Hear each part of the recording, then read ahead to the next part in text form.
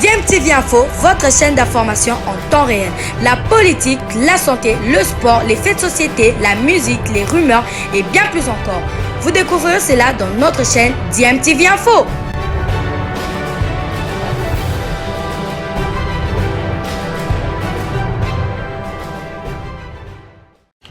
Vous êtes sur DMTV, bonjour ou bonsoir, tout dépend de l'heure à laquelle vous nous suivez. Tout plaisir est pour nous de vous retrouver, mais surtout de savoir que vous êtes nombreux en train de suivre votre chaîne YouTube DMTV. DMTV qui vous propose l'actualité, vous propose également des analyses et des réflexions sur des sujets d'actualité, sur des faits sociaux, tout simplement sur des réalités que nous observons ici chez nous en République démocratique du Congo.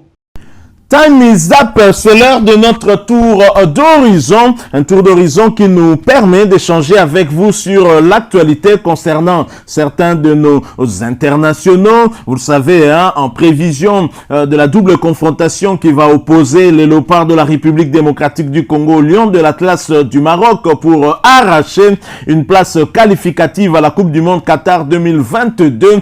Les léopards de la République démocratique du Congo ont besoin des joueurs qui sont les plus en forme. Voilà l'objectif de ce tour d'horizon qui nous permet de pouvoir partager avec vous l'actualité les concernant, savoir lequel des joueurs congolais gagne en temps de jeu et pourquoi pas aider le staff technique à se faire une idée. Nous savons que dans ce staff, il y a certainement ceux qui suivent l'évolution de nos compatriotes. Alors ce tour d'horizon d'aujourd'hui nous emmène d'abord en Angleterre où l'on jouait, où le championnat de première ligue, première division anglaise se poursuivait avec cette belle opération de l'équipe de Watford, où il y a un certain nombre de Congolais, dont un international, alors sans l'international congolais Edo Kayembe, mais avec Jérémy Ngakia. Watford a tenu Manchester United en échec, imaginez où, à Old Trafford.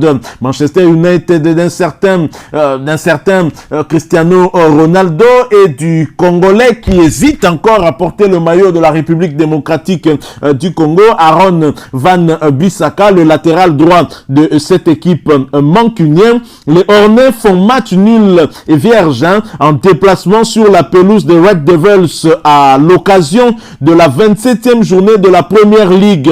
Edo Kayembe n'a pas joué ce match, il a été laissé sur le banc de touche par son entraîneur qui visiblement ne lui fait plus confiance depuis quelques journées maintenant. Le latéral droit d'origine congolaise, Jérémy Ngakia, était bien titulaire avant d'être remplacé par un autre joueur d'origine congolaise, le belgo-congolais Christian Kabasele à la seconde période. Watford est toujours 19e de Première Ligue et donc reste dans la zone de relégation avec 19 points à 2 points du premier non relégable. L'espoir est donc permis pour Edo Kayembe et ses coéquipiers. C'est vrai que du côté de Watford, on a eu comme latéral droit Jérémy Ngakia et du côté de Manchester United évolue également un autre Congolais, Aaron Van Bissaka, qui est également latéral droit, mais les deux hésitent encore. Mais la concurrence est telle que dans la sélection anglaise actuellement, c'est difficile pour ces Congolais de pouvoir avoir une place.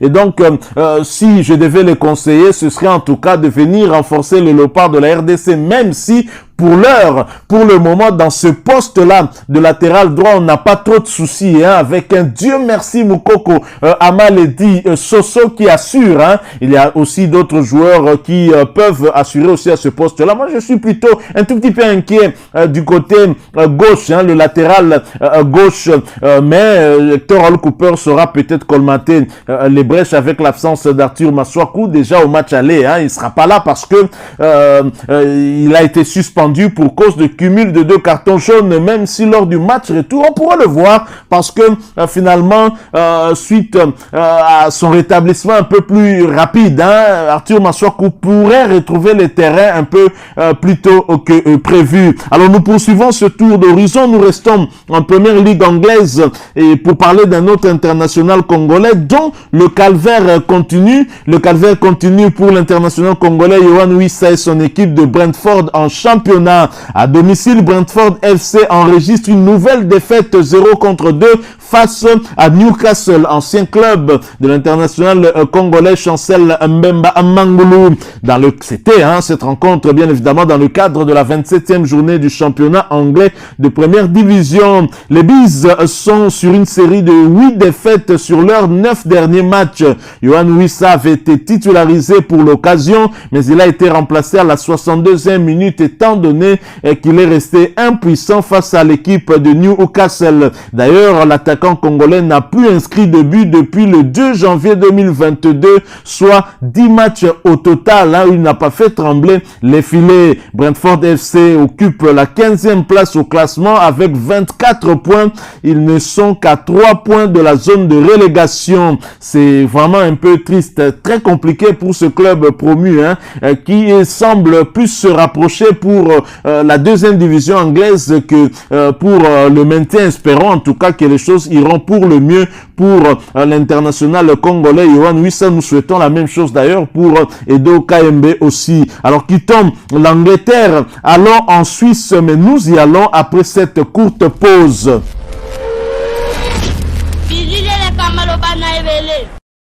En Suisse, buteur Elia Meshak participe à la victoire des Young Boys. De retour après 3 semaines d'absence suite à une blessure à la cheville, Elia Meshak s'est distingué en inscrivant le 3e but de son équipe face au FC Sion. Victoire 3-1. C'est cela à 10 minutes seulement après son entrée en jeu parce qu'il n'a pas été titularisé. Il revient de blessure. L'attaquant congolais a inscrit là son 8e but de la saison, toute compétition confondue. Et je sais que s'il n'avait pas été éloigné des terrains pendant ces 3 semaines, Elia Meshak serait déjà au moins 10 buts. En tout cas, c'est la conviction que j'ai parce que c'est un très bon joueur et qui, malheureusement, ne pourra pas participer à la double confrontation face au Lion de l'Atlas du Maroc dans le cadre des barrages de la Coupe du Monde Qatar 2022 suite au litige qui l'oppose à son ancien club, le tout-puissant Mazembe. Un litige que le Congolais n'arrive toujours pas à comprendre. On n'arrive pas à nous expliquer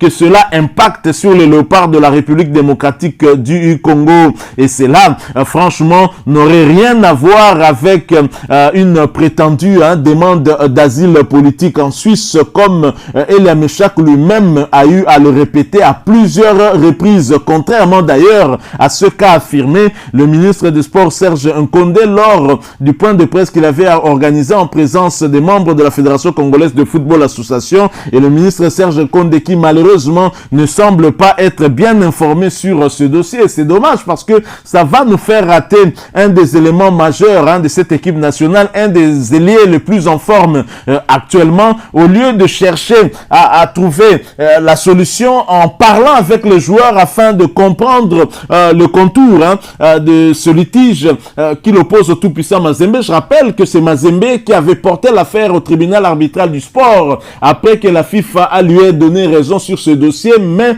la compensation financière que la FIFA avait demandé à Young Boys de payer au tout-puissant Mazembe n'a pas contenté le club de Lubumbashi. Voilà pourquoi ils sont allés du côté du tribunal arbitral du sport. Moi, ça m'attriste parce qu'on connaît Moïse Katumbi comme un dirigeant qui aime sa patrie, qui aime sa nation. Pourquoi ne pas accepter cette somme-là et laisser Meshak poursuivre sa carrière en équipe nationale, d'autant qu'on a besoin de lui? Est-ce qu'une compétition pour laquelle nous souhaitons participer 48 ans après, nous pouvons nous permettre, à cause des égos des uns et des autres, ne pas nous donner la chance d'avoir les meilleurs éléments du moment et qui vont donc mouiller le maillot et tenter de nous qualifier? Moi, je n'arrive pas à comprendre et malheureusement, le ministre des Sports est loin de comprendre aussi cet enjeu-là. Il veut que nous allions à la Coupe du Monde, mais il va dire qu'il aime chacun un problème d'asile politique, alors que le joueur a lui-même brandi non seulement son passeport congolais, il a également brandi son permis de travail qui lui permet de travailler en Suisse, qui n'a rien à voir avec cette histoire d'asile politique. Un ministre qui est mal informé et la fédération également. Donc c'est vraiment triste. Et moi, je pense que le chef de l'État, Félix-Antoine Tshisekedi Tshilombo, s'il arrivait peut-être à écouter ce que nous sommes en train de dire ici, qu'il devrait s'impliquer davantage afin de pouvoir prendre langue avec le joueur pour que nous comprenions pourquoi ça bloque. Parce que visiblement, il y a contradiction entre ce que dit le joueur joueurs et ce que dit le ministre des Sports. Et moi, ça me rend triste. Hein. S'il a des conseillers, ils doivent en tout cas l'aider à revoir son appréciation par rapport à ce dossier. C'est quand même triste. Hein. C'est vraiment dommage. Alors, quittons la Suisse. Allons cette fois-ci du côté de l'Espagne. En Espagne, on jouait la 29e journée de la Segunda Division. Vous l'avez compris, c'est la deuxième division espagnole. Et Las Palmas était contraint au nul 2 buts partout face à Lugo. Titulaire, l'international congolais Omenuke Mfulu a joué toute la rencontre. C'est sa deuxième titularisation consécutive pour son équipe de Las Palmas qui occupe la 9e place de la Segunda Division avec 10 victoires, 10 nuls et 9 défaites. 34 buts inscrits contre 33 encaissés. En termes de temps de jeu, Omenuke Mfulu avec Las Palmas en Segunda Division, c'est 1148 minutes sur les 2790 minutes possibles. 16 matchs joués sur les 31 possibles. Alors le prochain rendez-vous pour Las Palmas en Segunda Division, ce sera pour le compte de la 30e journée et ce déplacement sur les terrains de Huesca le samedi 5 mars 2022 sur le coup de 16h heure de Kinshasa.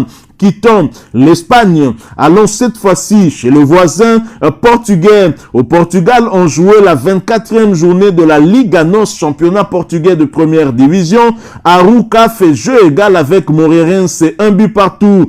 Titulaire, l'international congolais André Boukia a joué l'intégralité de cette rencontre. Il a été titularisé pour la 11e fois consécutive. Arouca est 14e de Liga NOS avec 5 victoires, 5 nuls, 12 défaites.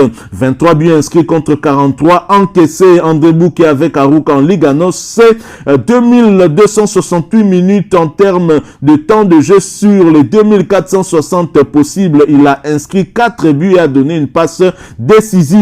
Il a donc participé à 27 matchs sur les 27 possibles de son équipe. Prochain rendez-vous pour Arouca en Liga NOS, ce sera pour le compte de la 25e journée avec un déplacement périlleux du côté du Sporting CP. Le match est prévu le 5 mars 2022 sur le coup de 21h30 heure de Kinshasa. Alors, bien évidemment, au regard de ces statistiques concernant ce joueur André Boukia, je pense qu'il a sa place en sélection, mais nous ne sommes pas le staff technique. Seul le technicien argentin très expérimenté, Hector Roll Cooper, pourra en décider, mais c'est un joueur qu'il avait déjà eu à sélectionner chez les Léopards. Restons au Portugal où Simon Banza continue sur sa lancée et son équipe suit bien sûr. Football Club de Famalicão continue sur sa bonne lancée avec une 3e victoire de suite. Simon Banza a été de nouveau buteur avec son équipe.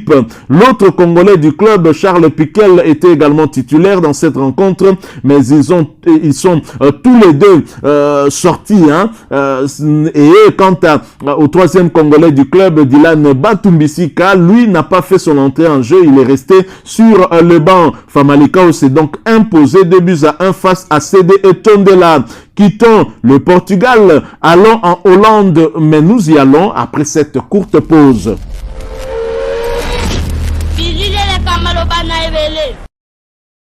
En Hollande, on jouait la 23e journée du championnat hollandais de première division. Fortuna Sittard est allé chuter à Cambuur 2-1. Jordan Botaka avait débuté ce match sur le banc. Il a néanmoins fait son entrée en jeu à la 80e minute de jeu. Fortuna Sittard est 16e du championnat au classement, en tout cas, avec 5 victoires, 4 nuls et 14 défaites, 25 buts inscrits contre 52 encaissés. Jordan Botaka, qui vient à peine d'arriver à la suite du mercato hivernal, n'a que 11 minutes en termes de temps de jeu sur les 270 minutes possibles. 2 matchs joués sur les 3 possibles. Prochain match de Fortuna Sittard, ce sera pour le compte de la 24e journée du championnat hollandais de première division, avec cette réception de Zwolle le dimanche 6 mars 2022 sur le coup de 20h heure de Kinshasa. On quitte la Hollande, allons aux Émirats Arabini où Ben Malango et Sharjah FC s'imposent en fin de match grâce à un but inscrit sur penalty dans les arrêts de jeu. Le FC Sharjah l'emporte face au Shabab Al-Ali. Ben Malango n'avait pas été titularisé pour l'occasion. Il a néanmoins fait sa montée en jeu à la 71e minute de la rencontre. Voilà donc qui met fin à ce tour d'horizon qui, nous l'espérons, vous aura plu. Si c'est le cas, laissez-nous un maximum de j'aime. Merci de partager avec nous aussi votre opinion en nous la laissant à travers un commentaire. Abonnez-vous sur cette chaîne DMTV si vous n'êtes pas encore abonné. Si vous êtes nouveau aussi, n'oubliez pas d'activer la petite cloche de notification en cliquant tout simplement sur celle qui apparaîtra dès que vous serez abonné parce qu'elle va vous permettre de ne plus rien manquer des prochaines vidéos que nous vous proposerons. Encore une fois, merci à vous avec espoir de vous retrouver bientôt dans un autre sujet d'actualité. En attendant, portez-vous bien et DMTV vous dit au revoir.